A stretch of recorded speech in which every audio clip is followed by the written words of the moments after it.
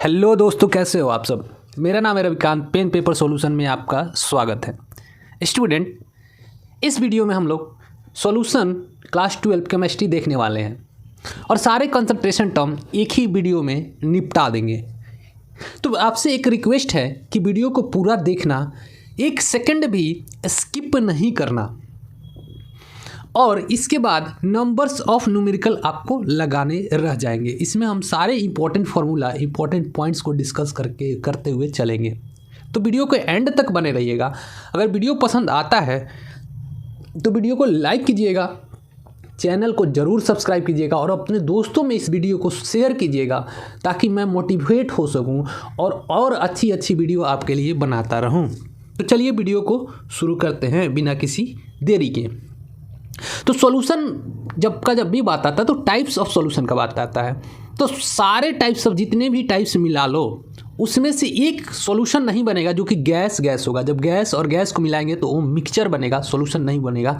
बाकी liquid gas मिला लो, solid gas मिला लो, गैस लिक्विड मिला लो, लिक्विड मिला लो, सॉलिड लिक्विड मिला लो, गैस सॉलिड मिला लो, लिक्विड सॉलिड मिला लो, सॉलिड मिला लो, एक दूसरे में मिला लो तो सॉल्यूशन बन जाएंगे। लेकिन गैस को मिलाएंगे तो सॉल्यूशन नहीं बनेंगे। तो ये छोटी सी टर्म था, आपको क्लियर हो गया होगा। एक होता है, एक सॉल्वेंट होगा एक सॉल्यूशन में। अगर एक सॉल्वेंट होगा, एक सॉल्यूट होगा, उसको बाइनरी सॉल्यूशन बोलेंगे। एक सॉल्वेंट होगा, दो सॉल्यूट होगा, टर्नरी सॉल्यूशन बोल रहे होंगे। एक सॉल्वेंट होगा, तीन सॉल्यूट होगा तो क्वाटरनी सॉल्यूशन बोलेंगे। ठीक है। और सॉल्यूशन का प्रॉपर्टी किस पे डिपेंड करता है? तो सॉल्यूशन का प्रॉपर्टी उसके सॉल्वेंट पे डिपेंड करता है। ठीक है।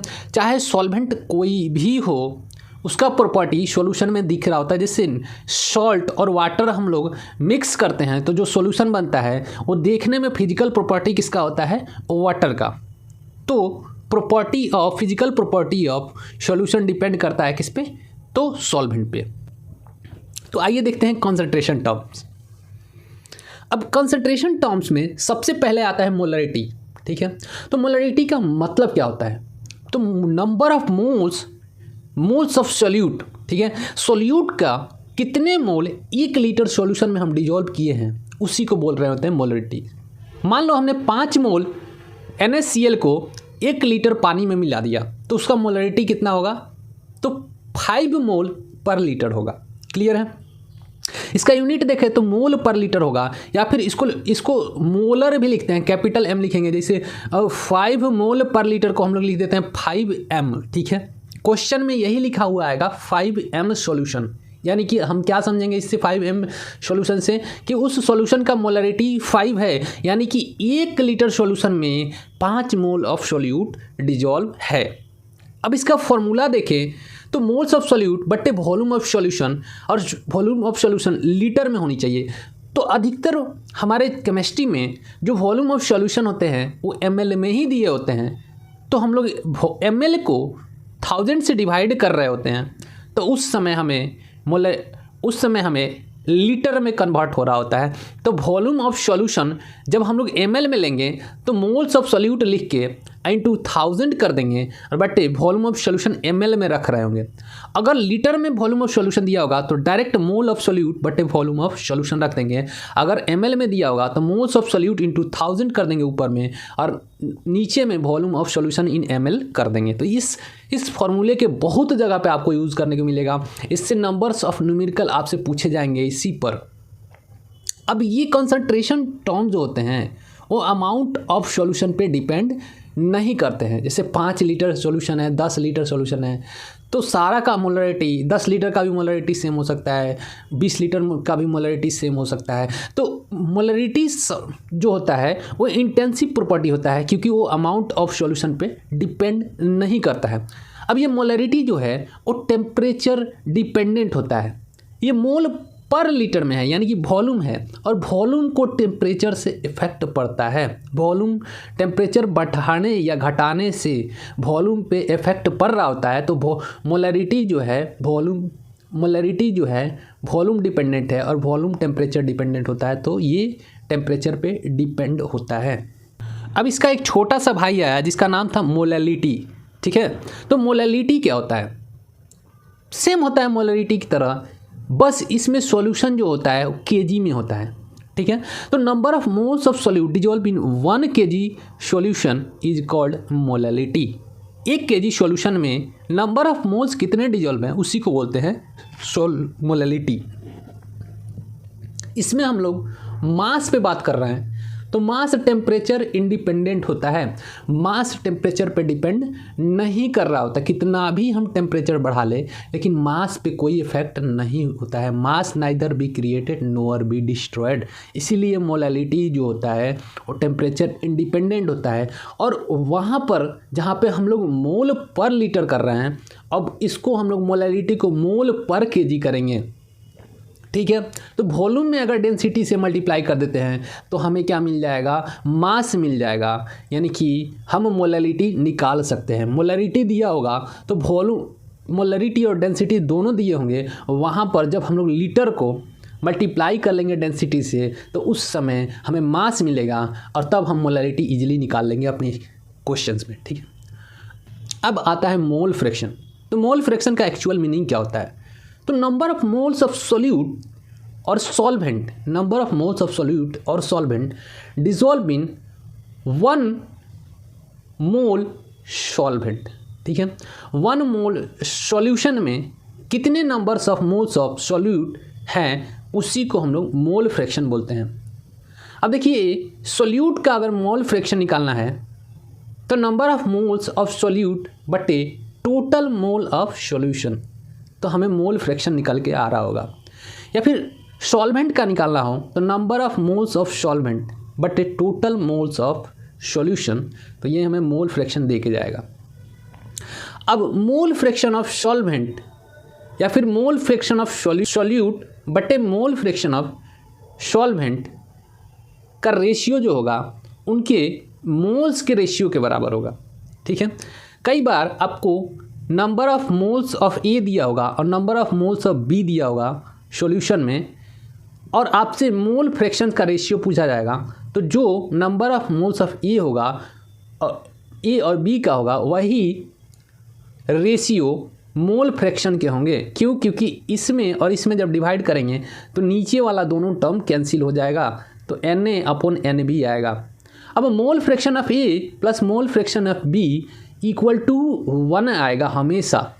किसी भी सॉल्वेंट सॉल्यूशन में mole fraction of solute plus mole fraction of solvent equal to 1 आएगा। तो जो कोई भी सॉल्यूशन के लिए मोल फ्रैक्शन जो होगा सोल्यूट या फिर सॉल्वेंट का 0 to 1 के बीच में लाई करेगा। मोलैलिटी ऑफ H2O देखा जाए तो 55.5 होता है, ठीक है। अगर क्वेश्चन में आपको अल्कोहल दिया हो तो आप उसको इथेनॉल एज्यूम करेंगे और उसका मॉलिक्यूलर मास निकालेंगे। अब देखते हैं मोल फ्रैक्शन और मोलैलिटी का क्या संबंध होता है, क्या रिलेशन होता है। तो हमने यहाँ पे बोल रखा है बी सोल्यूट है और ए सॉल्वेंट है, तो मोल फ्रैक्शन ऑफ सोल्यूट बटे मोल फ्रैक्शन ऑफ सॉल्वेंट जब हम लोग करेंगे तो ये बराबर हमें मिल रहा होगा molality into molecular mass of solvent बटे 1000, ठीक है। तो मॉलिक्यूलर मास ऑफ सॉल्वेंट दे देगा और मोलैलिटी दे देगा, ठीक है। मोलैलिटी दे देगा या फिर आपको मोल फ्रैक्शंस का रेशियो दे देगा और आपसे मोलैलिटी पूछ रहा होगा और मॉलिक्यूलर मास ऑफ सॉल्यूट बता दिया होगा, सॉल्वेंट बता दिया होगा, तो आप इजीली वहाँ से निकाल सकते हैं। यहाँ पर देखें तो solute mole fraction of solute बटे mole fraction of solvent equal आ जाएगा मोलैलिटी बटे 15.5। अब ये वाला केस कब लेंगे? जब हमारा सॉल्यूशन एक्वस होगा, मतलब पानी होगा, क्योंकि पानी का जो मोलैलिटी आता है वो 55.5 आता है। अब देखिए मोलैलिटी एंड मोलैलिटी में क्या संबंध होते हैं। तो मोलैलिटी दे दिया हो क्वेश्चन में आपसे, मोलैलिटी अगर पूछा होगा, स्मॉल m मोलैलिटी है और कैपिटल M मोलैलिटी है, ठीक है। तो अगर आपको मोलैलिटी पूछ रहा होगा तो क्वेश्चन में मोलैलिटी दिया होगा, डेंसिटी ऑफ सॉल्यूशन दिया होगा और मॉलिक्यूलर मास ऑफ सॉल्यूट दिया होगा। ये 3 चीज़ें आपको दिया होगा और आपसे मोलैलिटी पूछ लिए जाएंगे, तो आप इसको ईजिली निकाल सकते हो। 1000 इंटू मोलैलिटी बटे 1000 into density minus molality into molecular mass of solute, इतना हम लोग करेंगे तो हमें मोलैलिटी मिल रहा होगा। अगर मोलैलिटी दिया हुआ है तो अगर मोलैलिटी दे दिया और मोलैलिटी पूछ लेगा तो इन सारे टर्म्स में थोड़ा सा हमें थोड़ा कैलकुलेशन जो होगा लेंदी हो जाएगा, लेकिन हम लोग निकाल लेंगे, थोड़ा टाइम लगेगा। तो इस फॉर्मूला को हम लोग डायरेक्ट यूज़ कर रहे होंगे। अब देखते हैं परसेंटेज बेस्ड टर्म्स, ठीक है। तो पहला है मास परसेंट। अब मास परसेंट क्या होता है? Mass of solute dissolve in mass of solution, और ये दोनों ग्राम में होनी चाहिए।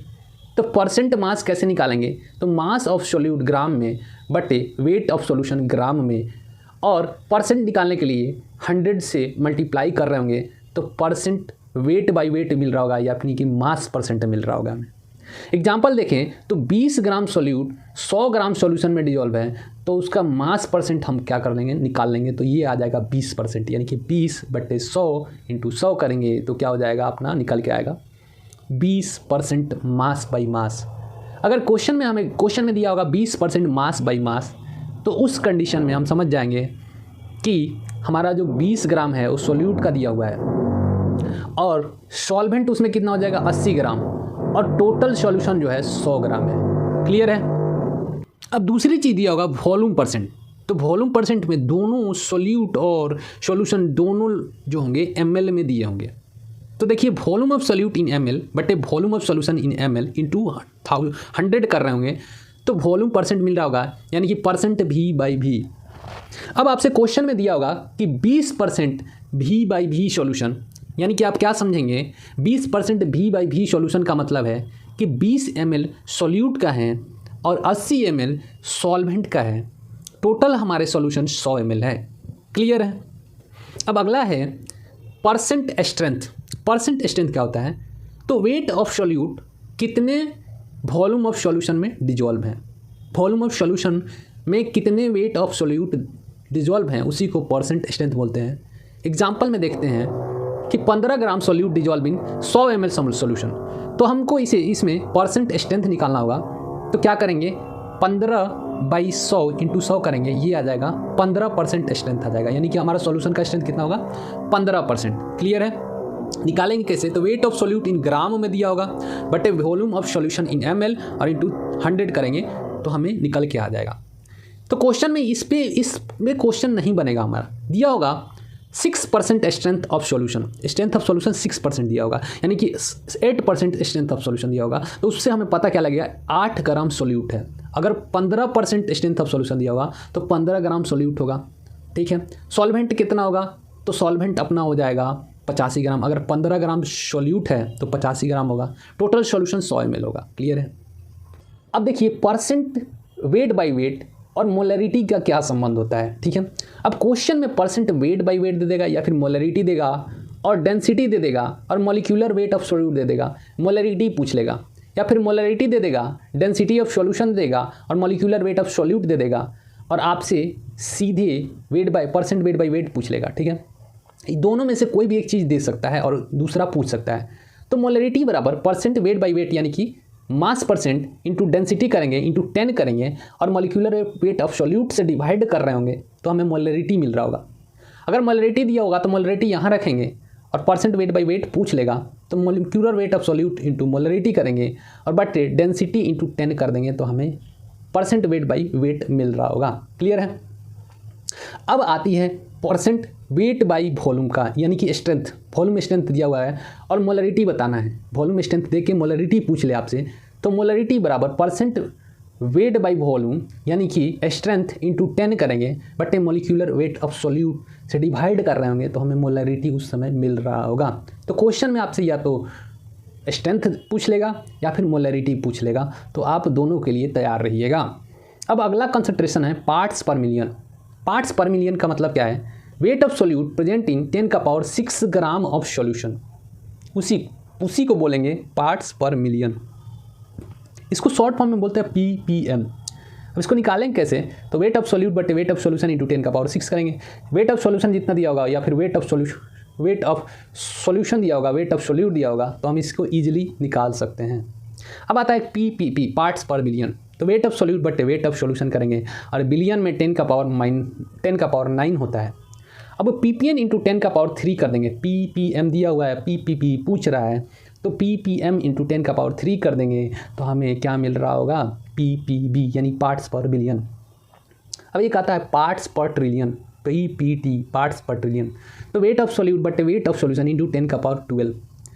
अब ppm देके आपसे ppt पूछ देगा तो क्या करेंगे आप, ppm इंटू 10 का पावर 6 कर देंगे, जितना ppm दिया होगा इंटू 10 का पावर 6 करेंगे तो ppt निकल के आ रहा होगा। तो उम्मीद है आपको ये क्लियर हो गया होगा। अब एक आता है डाइल्यूशन लॉ ऑफ सॉल्यूशन, ठीक है। तो इसमें मोलरिटी दिया होगा और वॉल्यूम दिया होगा पहली बार, और उसमें एडिशनल वॉल्यूम मिलाया गया होगा और फिर आपसे मोलरिटी पूछा जाएगा उसका। तो इसमें क्या होता है, डाइल्यूशन इक्वेशन में m1v1 इक्वल टू m2v2 होता है। नॉर्मेलिटी के केस में normality into volume equal to normality, जो दूसरा अगला नॉर्मेलिटी नया वाला नॉर्मेलिटी आएगा इंटू नया वाला वॉल्यूम से जब दोनों को मल्टीप्लाई करके इक्वल करेंगे तो हमें मिल रहा होगा। इनमें से कोई ये 3 दे के कोई एक पूछ लेगा। क्लियर है। अब देखते हैं वॉल्यूम स्ट्रेंथ ऑफ H2O2। अब वॉल्यूम स्ट्रेंथ ऑफ H2O2 क्या होता है, पहली बात तो volume of strength of H2O2 होता है कि volume of O2 release at STP by 1 litre solution of H2O2, यानी कि हाइड्रोजन पेरोक्साइड के 1 लीटर सॉल्यूशन से कितने वॉल्यूम ऑफ O2 रिलीज हो रहा है, उसी को बोलते हैं वॉल्यूम स्ट्रेंथ ऑफ H2O2।